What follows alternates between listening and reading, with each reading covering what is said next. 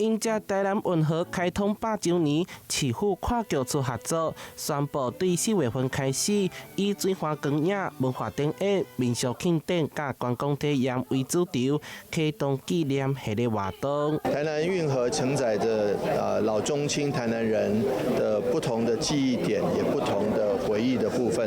那我想每個人對運河都有特殊的解讀，也特殊的想法，也都能夠希望他們都能夠在運河的100年祭的活動，截取出屬於他們的一段。4月1號，首先由工務局推動的台南運河光環境示範計劃點燈開幕，接續經發局推出運河咖啡市集，將有上100大品牌進駐水花。文化局規劃的重頭戲會在4月18到2日來登場。我們會有一個水岸燈光秀，那讓大家呢透過燈光秀把所有焦點放到運河上。100年的運河它形成一個什麼樣子的一個聲音的想象，那就透過音樂會的這一個時候呢，大家可以靜靜的享受那個運河美好的一個畫面跟聲音。借1926年到2026年，剛好都要屆齡100年。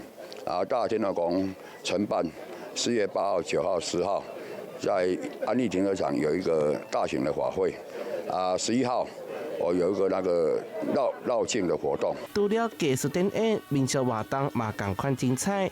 大天後宮安排展覽馬坐船遊運河，同時2026台南市國際龍舟錦標賽嘛將結合花舞表演甲大型市集，替運河助力節慶能量。5月份會舉辦戶外音樂節，11月底有加啟用運河遊河 BOT 案碼頭，嘛將進一步提升水花觀光服務量能，象徵台南運河對歷史走向未來的重要里程碑。